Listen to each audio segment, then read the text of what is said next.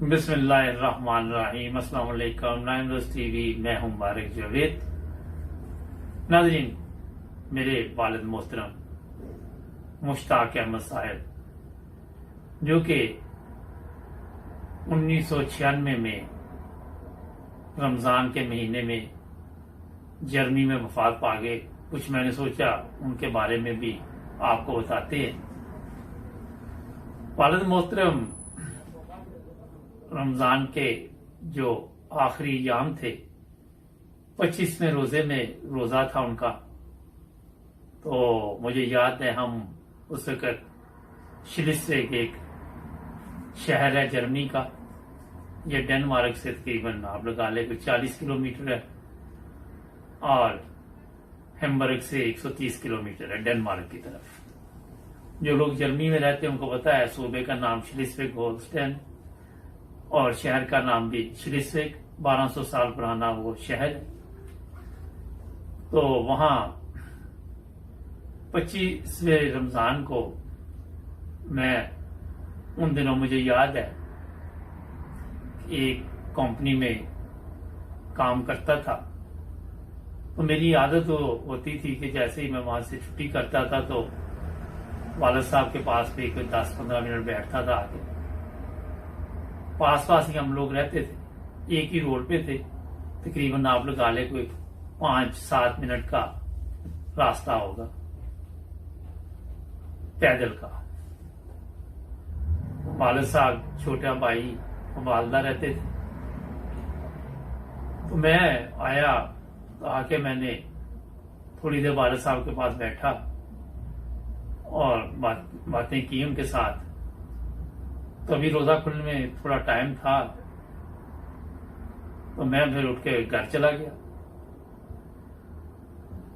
اور جیسے ہی میں گھر پہنچا، ابھی مجھے کوئی 2-4-5 منٹ ہی گزرے ہوں گے کہ چھوٹے بھائی کا فون آ گیا، اور وہ کہنے لگا کہ والد صاحب کی طبیعت ایک دم خراب ہو گئی۔ خیر، میں پھر فوری طور پہ وہاں پہنچا، ایمبولینس کو فون کیا، 5-7 منٹ 3 منٹ میں ایمبولینس بھی آ گئی۔ جب میں نے دیکھا تو والد صاحب کی ایک سائڈ جو تھی، ایک وہ کام نہیں کر رہی تھی، وہ صوفے پہ لیٹے ہوئے تھے۔ خیر، روزہ بھی تھا، لیکن ان کو پانی شانی پلایا گیا۔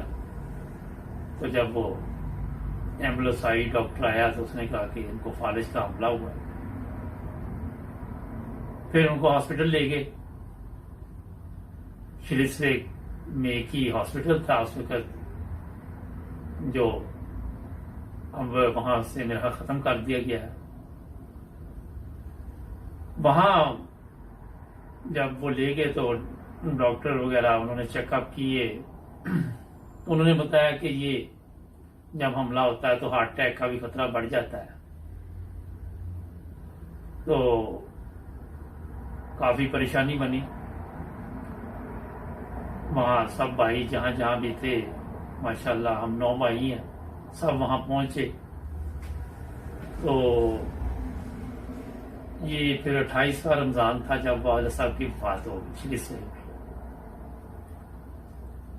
پھر ان کا جنازہ ہم پاکستان لے کے گئے، میں اور میرا چھوٹا بھائی پہلی دفعہ ہم پاکستان گئے۔ ڈاکٹروں نے بتایا کہ ان کے جسم سے پانی ختم ہو گیا۔ یہ شروع میں تو رمضان پورے روزے رکھے تو چلتا رہا، مگر اینڈ پہ آ کے تو پانی کی کمی ہوئی، جس کی وجہ سے یہ فالج کا حملہ ہوا۔ وہی ہوا جس کا ڈر تھا کہ 3 دن کے اندر اندر ہی دوبارہ ہارٹ اٹیک ہوا اور والد صاحب کی وفات ہو گئی۔ مجھے یاد ہے سردیوں کے دن تھے، 18 فروری کا دن تھا، وہ برف پڑی ہوئی تھی۔ تو پھر شکر ہے کہ ہم سب بھائی وہاں پہ پہنچ گئے تھے، اور جہاں تک مجھے آج یاد ہے کہ ان دنوں ہمارے جو ملنے والے تھے وہ بھی کئی آئے وہاں ملنے کے لیے۔ پھر ہوا یہ کہ ان کی جو میت تھی وہ ہم پاکستان لے کے جانا چاہتے تھے، کیونکہ والد صاحب نے 30 سال کی عمر میں میرا خیال ہے وصیت کی تھی، اور جب ان کی وفات ہوئی یا 30 سال سے پہلے کی، اب مجھے اس کا علم نہیں ہے، تو تقریباً 55 سال عمر تھی والد محترم کی۔ تو وہاں سے پھر جناب ہم نے انتظامات کیے، ایک ترکی کمپنی کے ساتھ رابطہ قائم کیا، اور وہ ترکی کمپنی پھر والد محترم کی ڈیڈ باڈی جو بھی انتظامات تھے انہوں نے کیے، اور پھر ہم ہیمبرگ سے فرینکفرٹ آئے، اور 3 دفعہ والد صاحب کا جنازہ پڑھا گیا۔ ایک دفعہ شلیسویگ میں، نہیں سوری، ایک دفعہ ہیمبرگ میں بیت الشہید میں، اور ایک دفعہ فرینکفرٹ گروسکرو، اور تیسری دفعہ پاکستان مسجد مہدی ربوان میں، اور وہاں پھر بشتی مقبرے جو پہلے والا پرانا بشتی مقبرہ وہاں پہ تدفین ہوئی والد محترم کی۔ اس میں کچھ چیزیں میں نے کہا آپ کو بتاتا جاؤں کہ جو والد محترم تھے وہ پہلے لاہور میں رہتے تھے، پھر وہاں سے وہ ربوہ آئے، اور ان کو ایک خواب آئی تھی کہ دریائے راوی جو ہے وہ خشک ہے، اور دریائے چناب جو ہے اس میں پانی چل رہا ہے۔ تو جب انہوں نے کسی بزرگ کو یہ خواب بتائی تو انہوں نے کہا کہ آپ کے لیے ربوہ جانا بہتر ہے۔ جب والد محترم ربوہ شفٹ ہوئے تو ہم 2 بھائی تھے، بڑے بھائی اشفاق صاحب اور میں، یہ 1965 کی بات ہے۔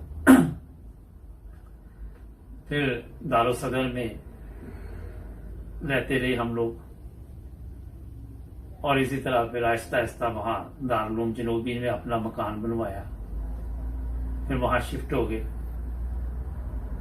والد صاحب کو جماعت احمدیہ کے ساتھ بہت ہی لگاؤ تھا، اور تبلیغ کے میدان میں بھی ماشاءاللہ جرمنی میں بھی آئے تو لوگوں کو تبلیغ کرتے تھے، زبان نہیں بھی آتی تھی پھر بھی پمفلٹ رکھا ہوتا تھا اپنے پاس، ہر وقت جو بھی ملتا اسے جا کے ان کی خواہش ہوتی تھی کہ یہ میں دے۔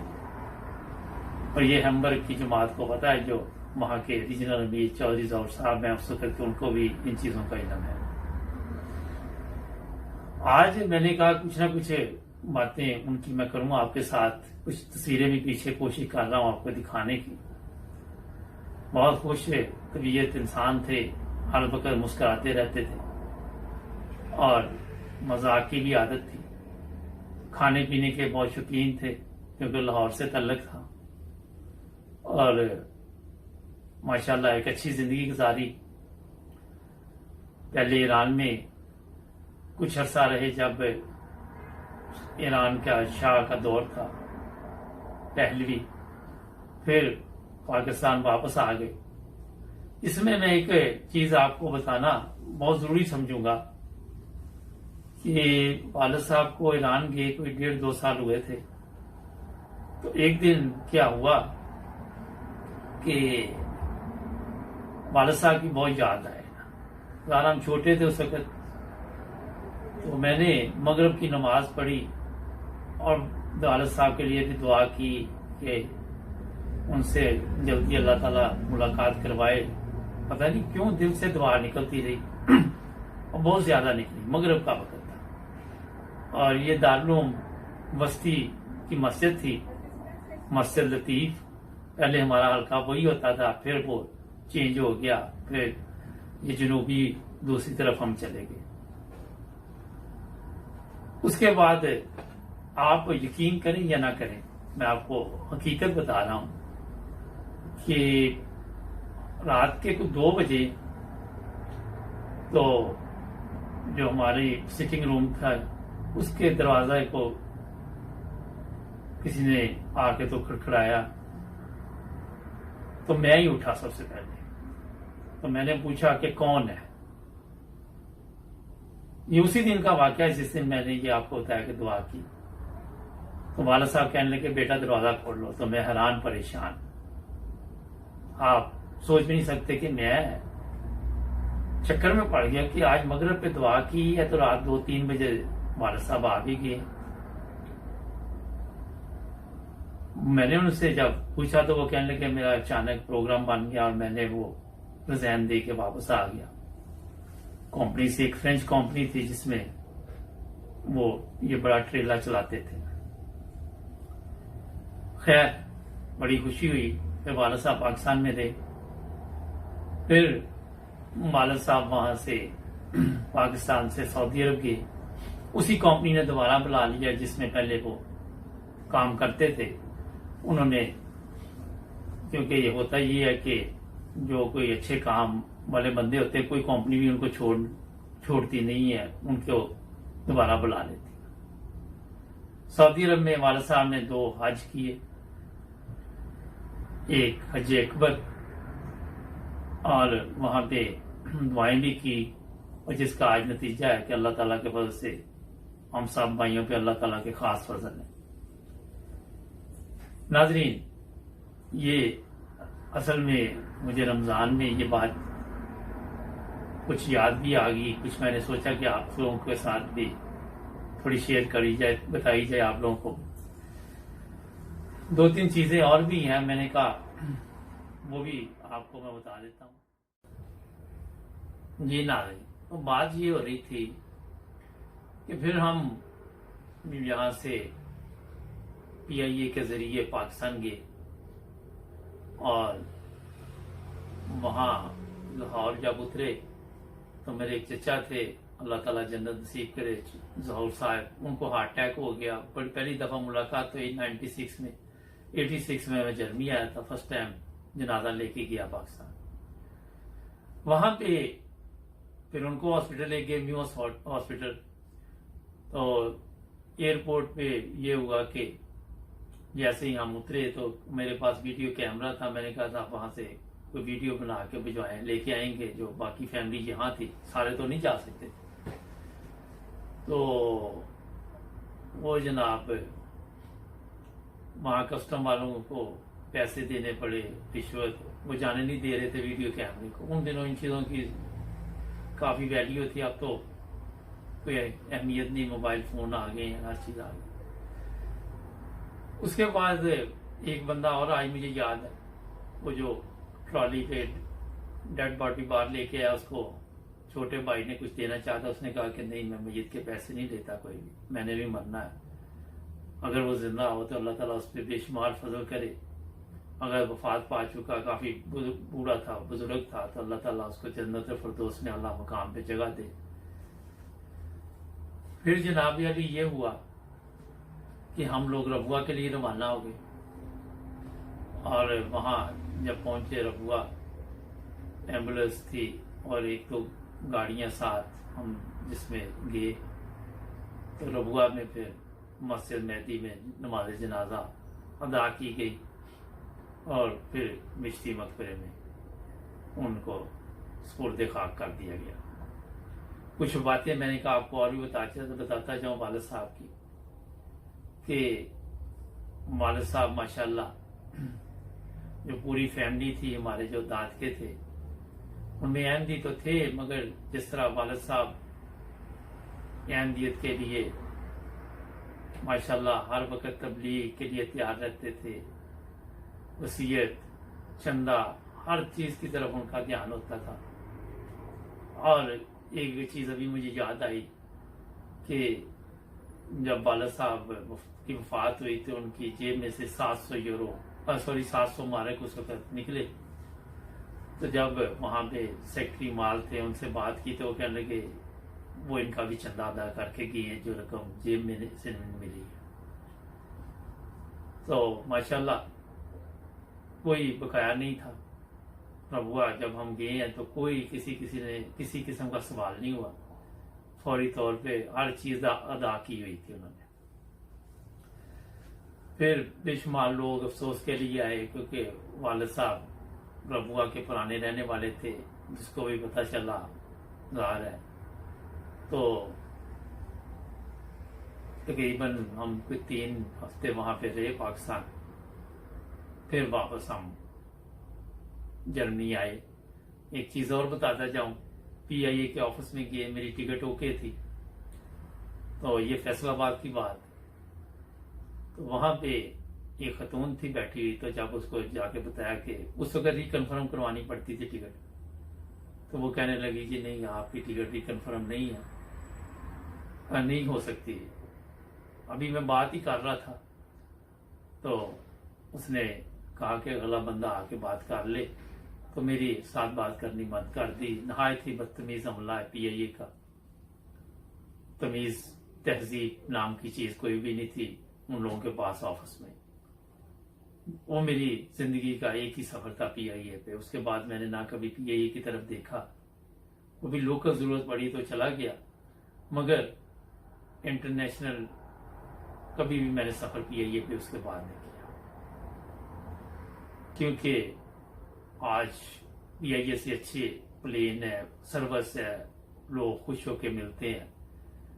تو یہ چیز اس لیے میں نے آپ کو بتائی کہ جب آپ نے ٹکٹ لینی ہے تو آپ یہ بھی چاہتے ہیں کہ سہولت ہو, اچھا سفر گزرے.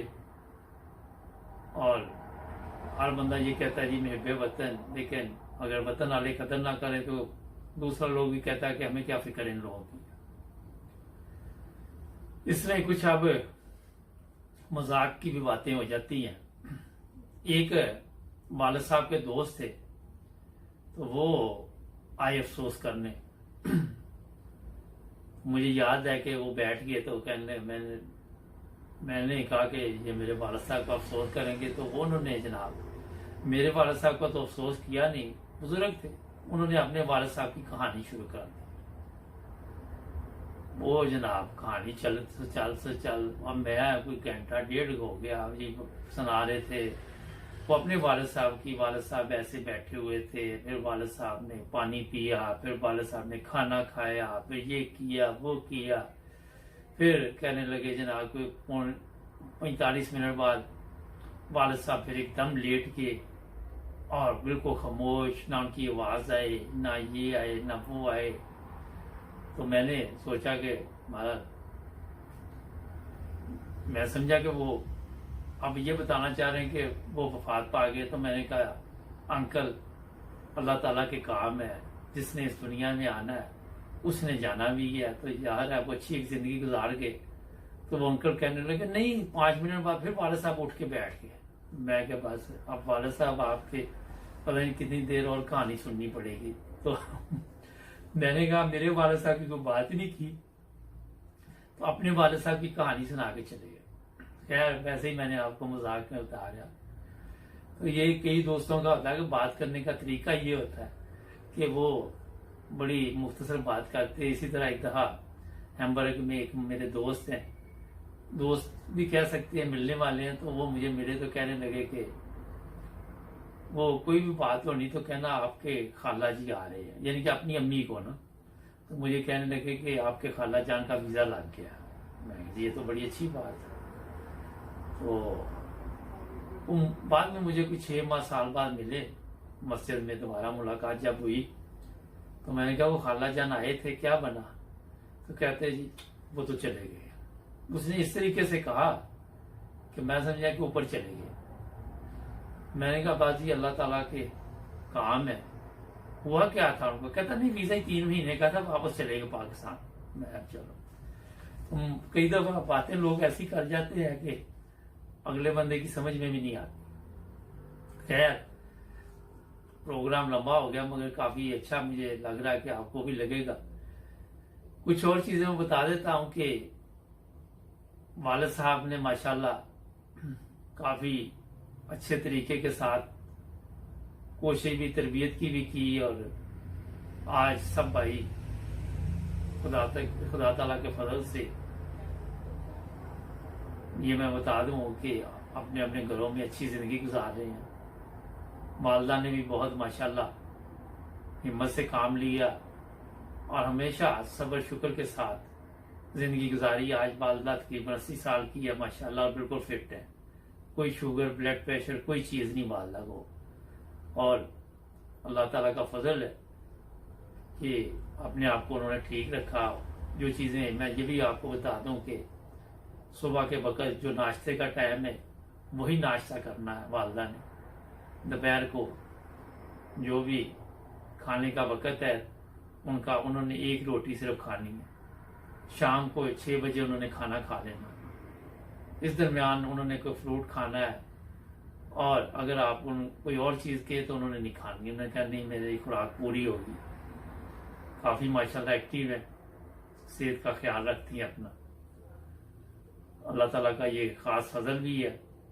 تو یہ چیزیں اس لیے میں نے آپ کو بتا دی کہ خوراک اگر ٹھیک اچھے طریقے کے ساتھ اور اتنی لی جائے جتنی ضرورت ہو تو صحت ٹھیک رہتی ہے.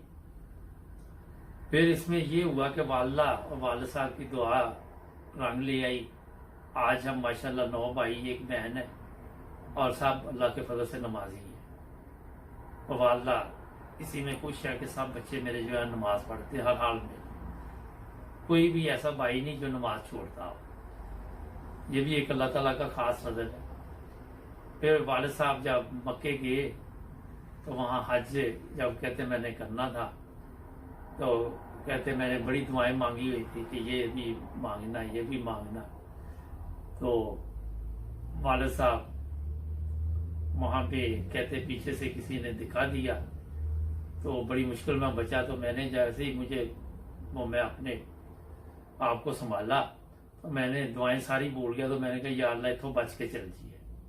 تو مزاحیہ رنگ تھی کہ ان رنگ میں وہ بتا رہے تھے. کچھ اور بھی میں آپ کو بتا دیتا ہوں کہ ایک ایکسیڈنٹ بھی والد صاحب کا ہوا. یہ میرا 74 کی بات ہے یا 73 کی ہے کہ ربوا سے چنیوٹ جا رہے تھے. ان کے ایک دوست ساتھ تھے بائک پہ، مبارک خان ان کا نام تھا، انجینئر تھے. تو راستے میں ٹرک کے ساتھ ایکسیڈنٹ ہو گیا. تو پھر ہمیں پھر میرے ماموں تھے، انہوں نے آ کے اطلاع دی. پھر ہم ہاسپٹل گئے. 2-3 ماہ تک پھر گھر میں علاج چلتا رہا. پھر ڈاکٹر جبار صاحب ربوا کے لوگ جانتے ہیں، وہ آتے تھے مرہم پٹی کرنے گھر پہ. تو والد صاحب 2-3 ماہ تک پھر فارغ رہے گھر میں. مگر اللہ کا فضل ہوا اور دوبارہ اپنا پاؤں میں کچھ مسئلہ رہا، لیکن شکر ہے کہ ٹھیک ہو گئے.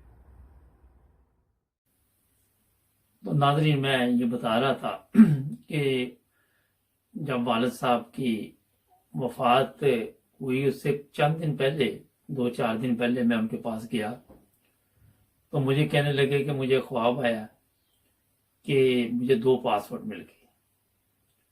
میں نے سمجھا کہ پتہ نہیں کیا وجہ ہے، بارہ اتنا میں نے غور نہیں کیا اس بات پہ نا.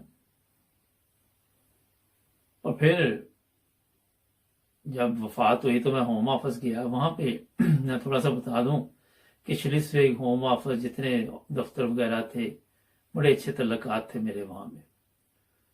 تو وہاں جناب میں نے جا کے اس کو بتایا کہ ایسے میرے فادر کی وفات ہو گئی ہے. تو جو پاسپورٹ ان کو ملا ہوا تھا وہ میں نے اس کو دیا کہ مجھے پاکستانی پاسپورٹ چاہیے تاکہ میں پاکستانی ایمبیسی سے رابطہ قائم کروں. تو آپ یقین کریں کہ میں بھی یہ چیز نہیں سوچ سکتا تھا کہ اس نے پاکستانی پاسپورٹ بھی مجھے دے دیا اور وہ جو جرمنی سے پاسپورٹ ملا ہوا تھا وہ بھی دے دیا کہ دونوں ہی لے جاؤ آپ. تو اللہ تعالیٰ نے خواب میں پہلے اطلاع دی ہوئی تھی، مگر پتہ نہیں تھا کہ کس طرح 2 پاسپورٹ ملیں گے. یہ میں نے کہا آپ کو بھی بتاؤں کہ وہاں جہاں میں رہتا تھا شلیسوگ میں، جب میں وہاں اسٹینڈرڈ ساؤنڈ گیا، وہاں سے پیپر لینے ہوتے ہیں ڈیتھ سرٹیفکیٹ. تو وہ جو وہاں پہ ڈیوٹی پہ بندہ موجود تھا وہ مجھے جانتا بھی تھا، مگر میں اس میں آپ کو بتا رہا ہوں کہ انسانیت کی کیا قدر ہے وہاں پہ. تو اس کو میں نے بتایا کہ اس طرح والد کی وفات ہو گئی ہے، تو ہم نے یہ پیپر وغیرہ ایمبیسی میں بھیجنی ہے، کارروائی کرنی ہے قانونی. तो वो कहने लगा मैं बना देता हूँ, आज ही बना देता हूँ, तो आप आ जाना। मैंने कहा कि कितने बजे? कहता 2 बजे आ जाना। तो मैंने कहा कि ये रात हाउस तो 12 बजे बंद हो जाता है। तो वो कहने लगा कि आप जनाब बेफिक्र नहीं, आप आए, पीछे से ये रास्ता है, वहाँ खिड़की मेरी जो है उसको आके थोड़ा सा इशारा देना, तो मैं आपको पेपर तैयार करके उसी वक्त मेरे पास होंगे, मैं आपको दे दूंगा। ये छोटी सी बात करने का मकसद ये है कि इंसानियत, कितना दर्द है इन लोगों के दिलों में कि कोई बंदा वफात पा जाता है तो उसके लिए कितनी हमदर्दी है, और साथ अफसोस का भी इजहार उसने किया। तो मैंने कहा ये 2-4 बातें थी, ये भी आपको बताता जाऊं। उम्मीद है कि आगे हम चलते हैं, सुनते हैं, आगे सुनाते हैं आपको बातचीत। जी तो नाज़रीन, मैंने कहा कुछ पुरानी यादें वालिद साहब की बहुत ज़रूरी थी। रमज़ान में मैंने कहा उनकी वफ़ात हुई तो कुछ आपको भी बताता रहूँ। लंबी होगी गुफ्तगू, मगर मैं चाह रहा था कि थोड़ा सा कुछ और भी उनके बारे में बताऊं। 1-2 चीज़ें वालिद साहब में बड़ी माशाल्लाह ज़बरदस्त थी। एक तो कभी घबराते नहीं थे, हमेशा खुश रहना, परेशानी वगैरह कोई भी हो उन्होंने दिल पे नहीं लेनी और ना ज़्यादा सोचना। बड़ी अच्छे तरीके के साथ ज़िंदगी गुजारी, मुश्किलात भी आई मगर अल्लाह ताला के फजल भी बेशुमार हुए।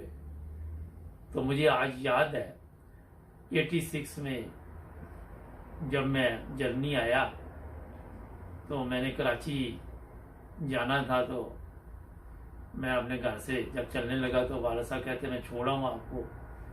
तो मैंने कहा नहीं, मैं चला जाता हूँ। तो वो बहरहाल इस हक में नहीं थे उस वक्त के कोई भी बंदा हमारा घर का जो है वो किसी दूसरे मुल्क में जाए। वो सऊदी अरब, ईरान की ज़िंदगी देख के आए हुए थे कि बड़ी सख्त ज़िंदगी थी। वो बताते थे कि बड़ी ड्यूटी देनी पड़ती है वहाँ पे और बड़ी मुश्किल ज़िंदगी होती है। कहते मैं तो शुक्र है कि एक अच्छी फ्रेंच कंपनी में था, मगर जो लोग दूसरे जो अरबी वगैरह के पास काम करते थे उनके लिए काफ़ी मुश्किलात थी। आज मुझे एक और भी याद आ गई बात के, लाहौर में गया हुआ था अपने काम के सिलसिले में। 85 की बात है, वीज़े एक चीज़े के चक्कर में मैं वहाँ से निकलना चाहता था पाकिस्तान से। रात 2-3 बजे मेरे अपने चचा के घर सोया हुआ था तो बेल हुई बाहर से।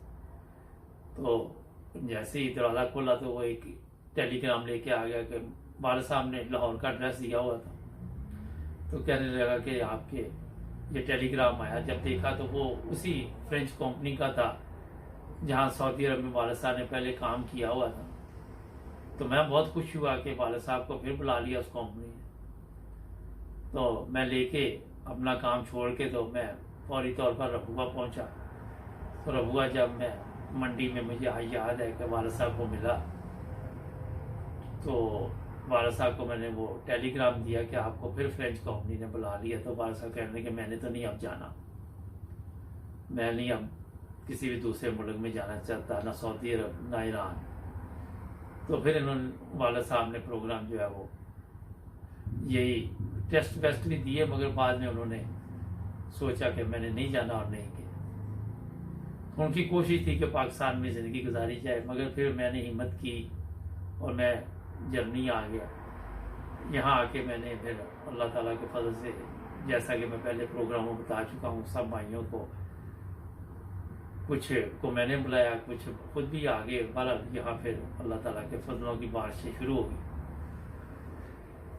और ये सब दुआएं थी जो वालिदैन की, वालिद साहब वालिदा की, उसी का नतीजा था कि कभी रिज़्क़ की कमी नहीं हुई। अल्लाह ताला ने बेशुमार इज़्ज़त दी। आज आप 9 टीवी देख रहे हैं तो ये भी कोई सोचा भी नहीं था कि आज पूरी दुनिया में हमारा चैनल भी देखा जाएगा, मगर ये चैनल आपका है। हम तो ज़ाहिर है आपके लिए प्रोग्राम लेके आते हैं। तो अगर आज मैं सोच रहा था कि वालिद साहब होते तो खुश होते। फिर वहाँ पे ये वाक़या भी एक पेश आया रबुआ में, जब वफात ये मैयत लेके गए मेरे एक चचा थे, वो अहमदी नहीं थे, तो उन्होंने जब वो बॉक्स देखा जिसमें मैयत पैक थी, क्योंकि इधर बाकायदा तौर पे पैक कर दी जाती है, तो वो कहने लगा जी फरिश्ते भाई को उठा के बिठाएंगे कैसे कब्र में।